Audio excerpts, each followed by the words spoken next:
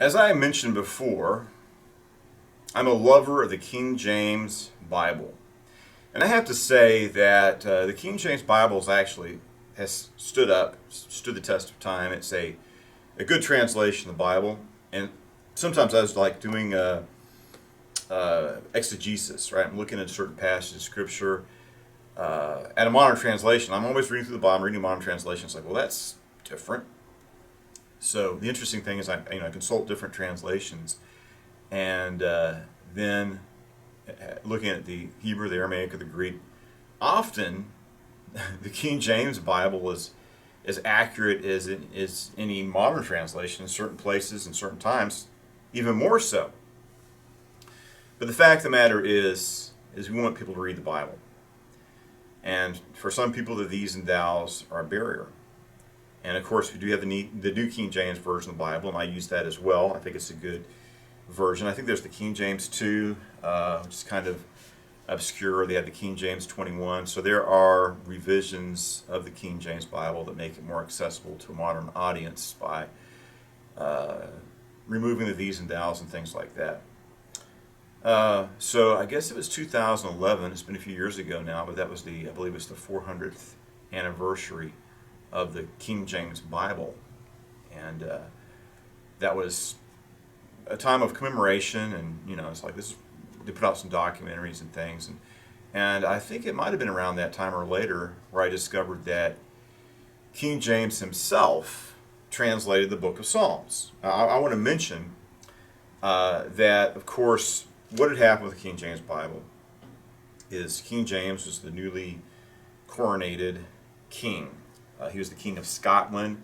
Queen Elizabeth died without an heir, and so the next heir to the throne would have been King James of Scotland.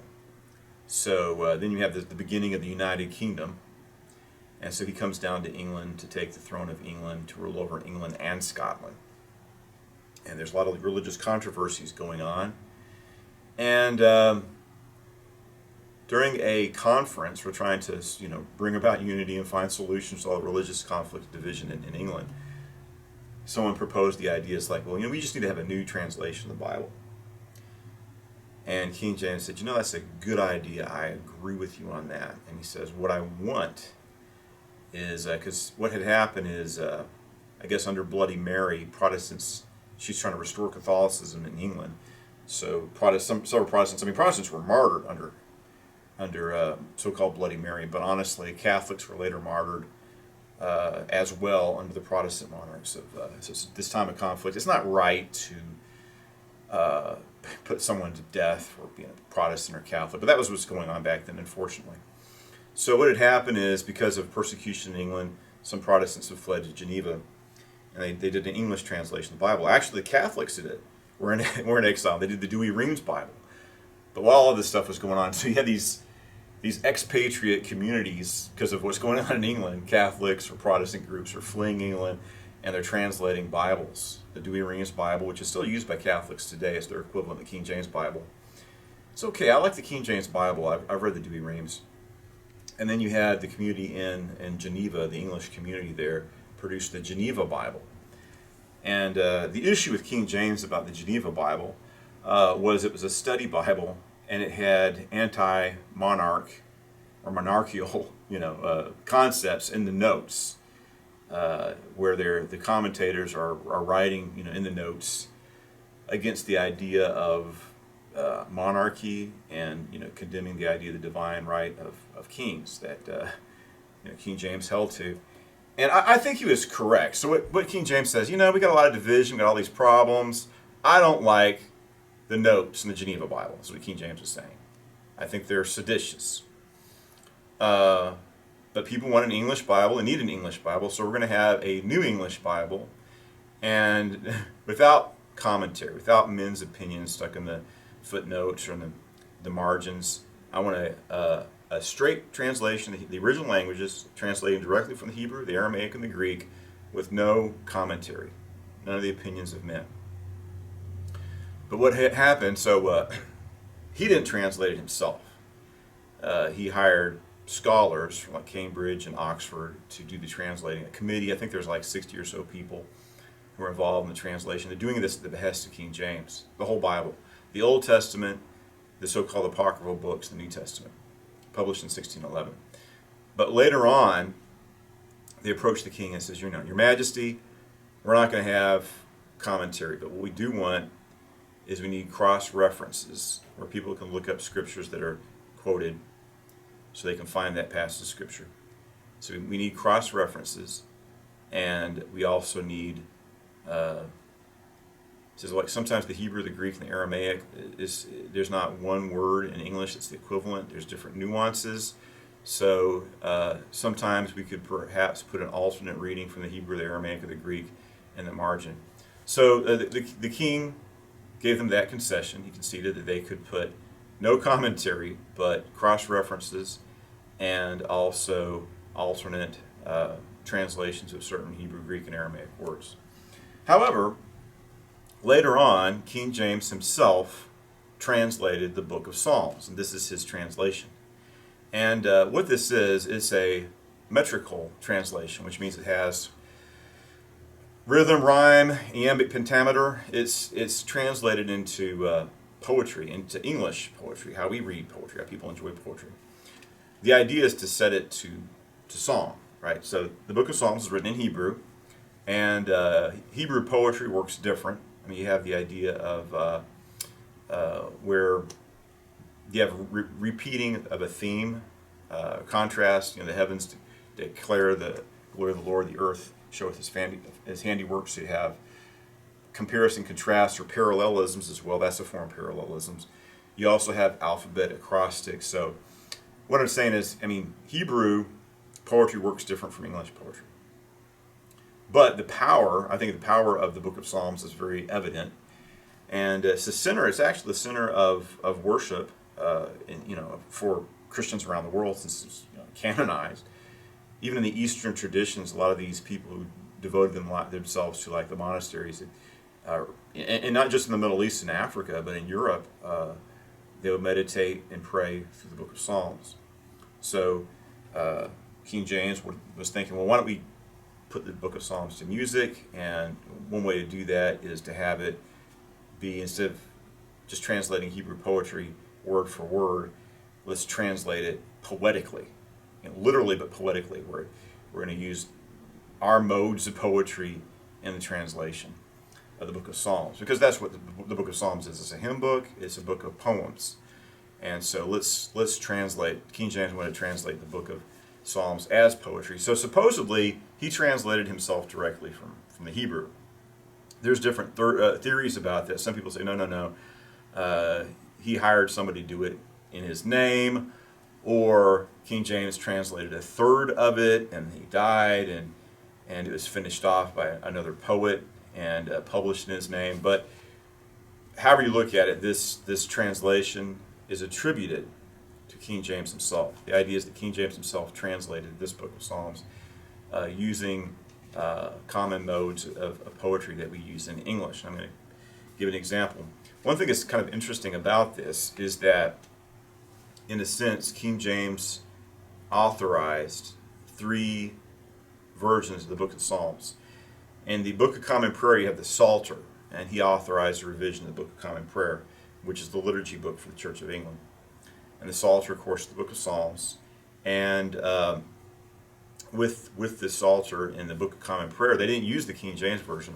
I have a copy, an old copy of the Book of Common Prayer, and I was looking at the Book of Psalms, and I was like, wait, this is different. What is this?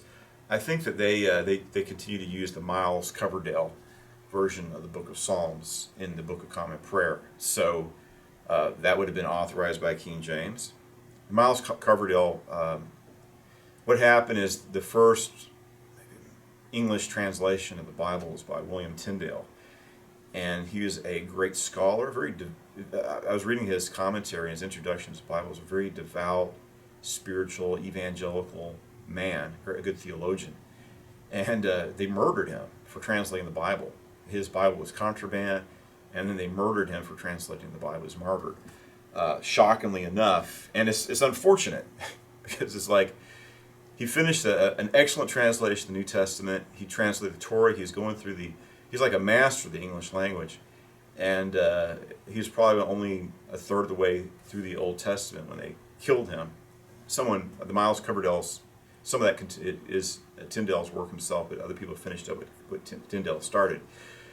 So actually, people don't realize this, but the King James translators, they consulted the Tyndale Bible, and a lot of the wording of Tyndale and his translation influenced the King James Bible. You can see it if you read it's a little different, but you can see that they were clearly they're consulting the Tyndale Bible, King James translators, and they were deeply influenced by it.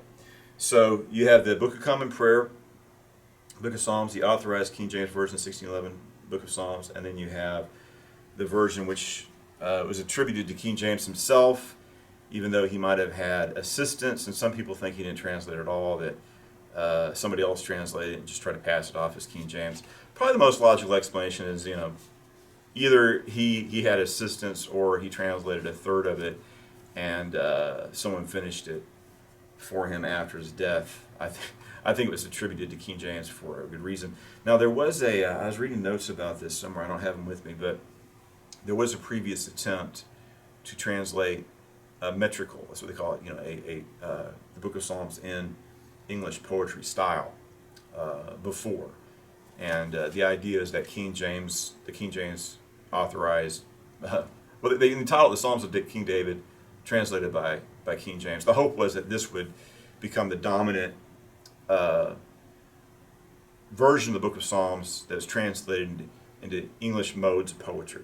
All right, that was the concept. So I was curious about that. I'm always reading the Bible. It's like, well, I love the King James Bible. I want to read something that King James himself, most likely or supposedly, or translators attributed to him. So I found a copy of it, and I ordered it off. And I did a video on this before, and I was having trouble reading it. And the issue is, there's two issues. This is it looks like a photocopy, a bad photocopy, but someone made a copy of a copy of a copy, and the definition, the quality of the images in this is very poor. It's hard to make out. There's two issues. There's like darkness over the letters, you can't make them out in certain places, like smudges. The definition of the letters is kind of blurred in certain places. And then on top of that, so number one, we're looking at, in this version I got here, a low quality images of the pages. Very poor, defined, blurry copies, poor copy of it. And then, of course, we're looking at King James English, which is, usually I can read it fine, but sometimes it's a little different. And then the type setting, where the letter J hadn't been invented yet, and S, the letter S is not our modern S, it looks like a backwards F. So if you look at it, you are going to assume it's the letter F, but it's actually an S. It's an S that's no longer, a form of the letter S that's no longer used, that people aren't even familiar with. So, if somebody picked this up, I'm going to read this, but it says, you look at it, think, the man is blessed. What is that? Oh, must be blessed. It looks like the letter F. That's a form of the letter S that's been displaced by what we use in modern times. So it's kind of a shame that you'd have this important book, a version of the Book of Psalms attributed to King James as translator, and they printed off a version where the quality, the letters is so smudged and blurry that it's hard to make out. But I'm going to read a couple of Psalms that I think the definition on these pages is a little bit better. So hopefully we'll read 2 Psalms to get the feeling of the flavor of this translation. Now, like I said in the other video, I struggled because of the low quality of the reproductions of this manuscript, that the letters are blurry and smudged, and sometimes have stains. I guess they're on the original manuscript. They make the letters difficult to make out. So I tried to read the Psalm 20, famous Psalms like Psalm 23, but this time I'm just going to read the first 2 Psalms so you can get the feeling of this translation. So here we go. Psalm 1. The man is blessed that doth not walk where wicked counsels guide, nor in the way of sinners stands, nor scorners lies beside. But of the Lord he on the law doth ground his whole delight, and on his law doth meditate devoutly day and night. He shall be like a planted tree, the streams of waters near, whose pleasant boughs bring timely fruits in season of the year. His leaf it never wither shall, as winter's blasted prey, and whatsoever he designs shall prosper every way. But wicked men are nothing so, for they as chaff shall prove, which wailing winds do drive away, and from the earth remove. And therefore they who wicked are in judgment shall not stand, nor shall the sinners suffer be among the righteous band. For well the Lord doth know what way the righteous follow all, but of ungodly men the way is surely perished shall. Psalm 2.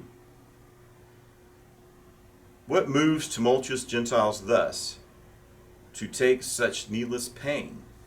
And why do people vex their minds with that which is most vain? The kings and rulers of the earth, they are together gone, even to consult against the Lord and his anointed one. Let us asunder break their bands, so do the wicked say, and let us far from us with haste call their strong cords away. He that doth sit in heaven shall laugh, the Lord shall them deride. Then he shall speak to them in wrath, and plague them for their pride. Yet I my King established have, with regal greatness graced, upon my holy mountain high, which is in Zion placed.